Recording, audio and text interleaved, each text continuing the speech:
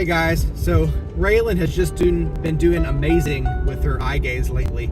Like every time we put her in front of it, which honestly we don't do it enough just because we've been busy with teachers coming in and out with various aspects of life, but every time we put her in front of the eye gaze, she does really well. I mean, it does take a little bit of work to make sure that she's lined up with her eye gaze well.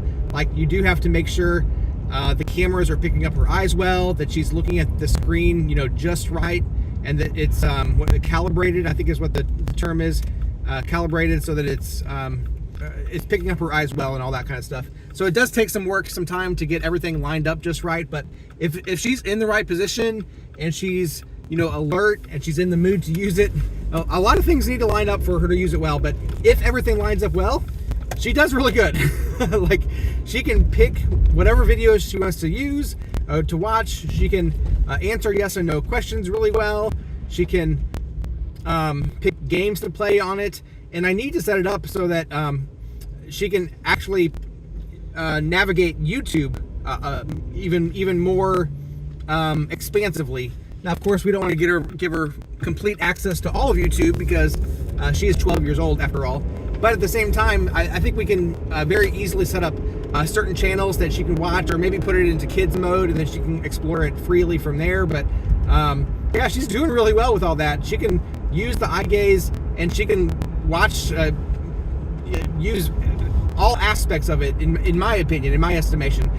One way that you know that somebody's using an eye gaze well is that they're not just picking the same spot on the eye gaze over and over and over again. Like if her eyes tended to rest in one quadrant of the screen, or always kind of rest in the center of the screen, she always picks the same thing. But she doesn't do that. She can look around the screen and oftentimes find the thing that she wants to use. Now, I'm assuming, oftentimes we have to assume that she's intentionally picking these things, but it really seems like she is, just because when we ask her questions, she can answer yes and no.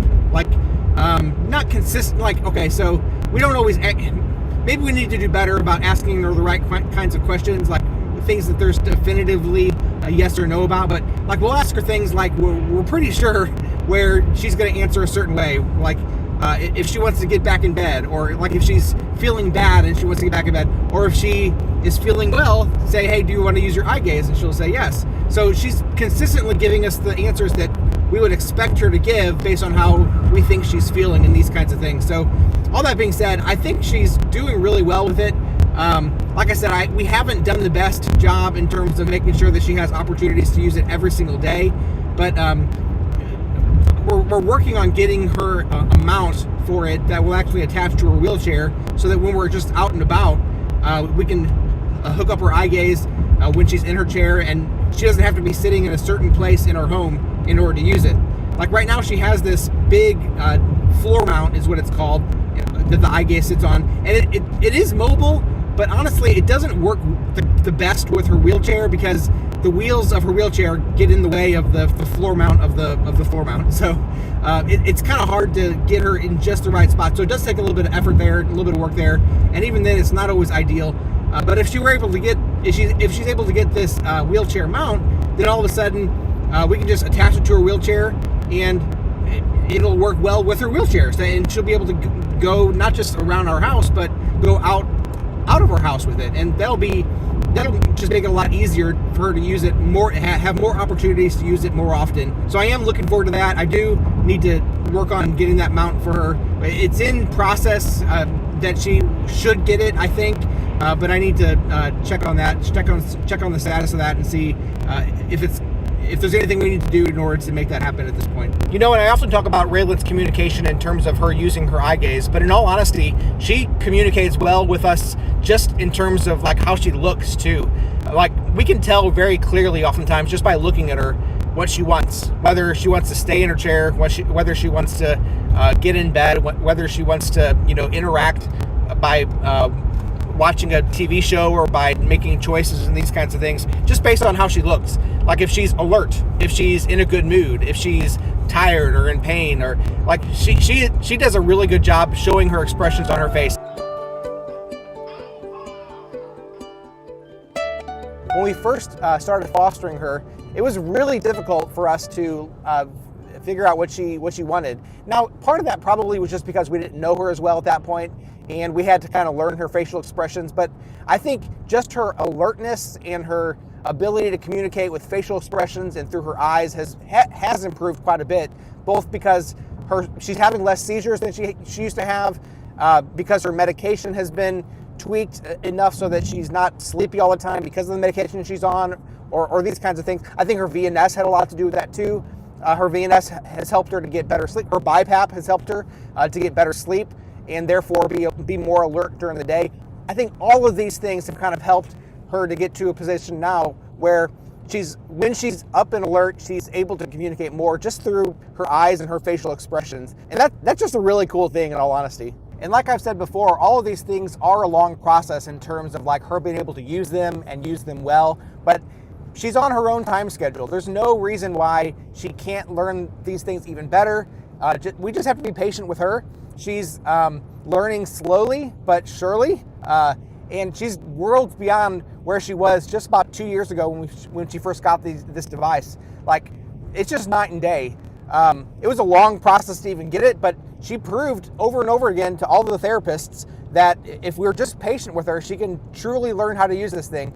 And this is one of those things too that it's like, I know if we give her more opportunities to use it, she'll be able to learn how to use it faster. And we could get down on ourselves in that whole process and say, well, man, she should be far further along if we would just give her opportunities to use it, several hours every day. That's not always, in all honesty, that's not always something that we could do just because of our schedules, because of her schedule, but because of her alertness. And we could get down on ourselves and beat ourselves up and say, well, we should have been doing better. But, life isn't about always getting everything just perfectly. Sometimes we just got to be content making small progress over time, and just know that life's not about how much we can accomplish. It's all about loving each other and being loved by each other. And I think more than anything, just Raylan being a part of a loving family is what matters most. Like, what we accomplish in this life is not the point of this life. This life is not about how much we can do. It's all about what God has done.